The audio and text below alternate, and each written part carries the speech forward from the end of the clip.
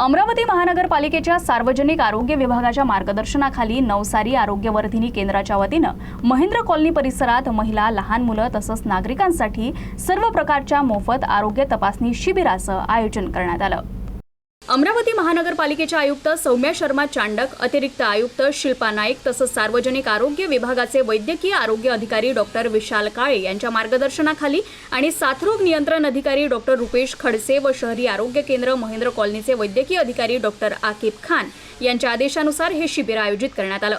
या शिबिरात माता, बालक, शालेय विद्यार्थी, युवक युवती तसंच ज्येष्ठ नागरिकांची रक्तदाब तपासणी, रक्त तपासणी, डोळ्यांची तपासणी, कर्करोग तपासणी, त्वचारोग तपासणी तसंच गर्भवती महिलांची आरोग्य तपासणी करण्यात आली। शिबिरात गोडे वैद्यकीय महाविद्यालयाच्या डॉक्टरांच्या चमूने आरोग्य तपासणी केली। यामध्ये डॉक्टर अंकिता राऊत, नेत्र विभागाचे डॉक्टर आकाश, बालरोगतज्ञ डॉक्टर समीर चाऊस, कुष्ठरोग अधिकारी डॉक्टर विनंती नवरे, त्वचारोगतज्ञ डॉक्टर श्वेता मोहोड तसंच जोसेफ पीटर आणि पन्हाळे यांनी नागरिकांची तपासणी करून आवश्यक मार्गदर्शन केलं। यावेळी डॉक्टर रुपेश खडसे यांनी कीटकजन्य व जलजन्य आजारांबाबत जनजागृती करून नागरिकांनी प्रतिबंधात्मक उपाययोजना करण्याचं आवाहन केलं।